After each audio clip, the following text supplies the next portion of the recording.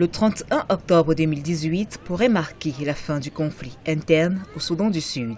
Après 2 années d'absence, Riek Machar est de retour dans la capitale Juba, où il a pris part à la cérémonie qui entérine la signature de l'accord de paix final. L'accord signé le 12 septembre 2018 à Addis Abeba avec le président Salva Kiir réhabilite Riek Machar dans son poste de vice-président, poste qu'il occupait jusqu'en juillet 2016.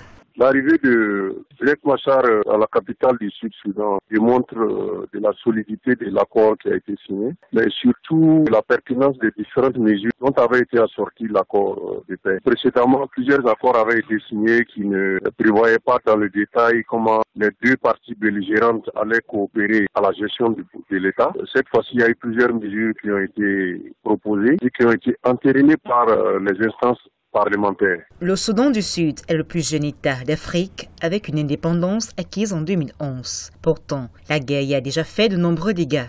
On estime à 400 000 le nombre de personnes décédées du fait des violences et des maladies, avec en outre des millions d'autres déplacés. Aussi, les populations sont désormais dans l'espérance d'une paix définitive. L'accord du 12 septembre prévoit entre autres une sortie de crise en plusieurs années.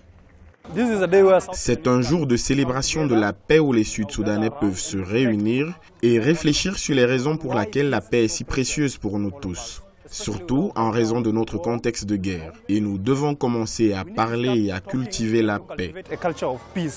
Cet accord de paix est le 3e depuis le début du conflit en 2013. Plusieurs violations des accords de cessez-le-feu par les deux parties ont continuellement mis à mal les tractations pour une paix définitive.